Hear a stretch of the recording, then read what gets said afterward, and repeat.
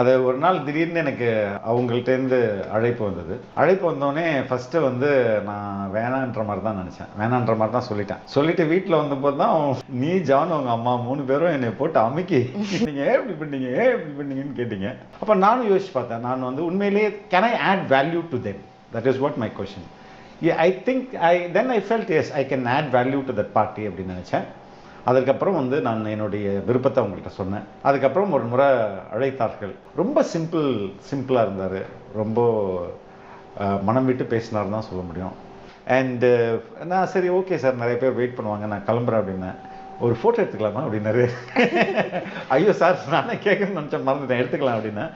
அதுக்கப்புறம் ஷால் போட்டார். ஷால் போட்டது நார்மலாக போட்டார். அதுக்கப்புறம் அந்த கட்சி துண்டு எடுத்துகிட்டு வந்தார். எடுத்துகிட்டு வந்து போட்டுமா அப்படின்னு கேட்டார். போடுங்க சார் அப்படின்னு சொன்னேன் நான். ஸோ அதை வந்து கேட்கணும்னு அவசியம் இல்லைல்ல. ஆமாம், இதை நான் உங்களுக்கு போட்டுட்டுமா அப்படின்னா ஷால் போடும்போதெல்லாம் கேட்கல, அது வந்து காமன். பட் இது வந்து கட்சி துண்டுன்னும் போது உங்களுக்கு உண்மையிலே விருப்பம் இருக்கா அப்படின்றத அவர் செக் பண்ணிக்கிறாரு. ரெட்பிக்ஸில் 12-13 வருஷத்துக்கு முன்னாடி பப்ளிஷ் பண்ண ஃபர்ஸ்ட் வீடியோ விஜய் தான். ஜில்லா படத்தோடைய ஒரு ப்ரெஸ் மீட் மாதிரி ஒன்று நடந்தது. அதுதான் வந்து ஃபர்ஸ்ட் வீடியோ.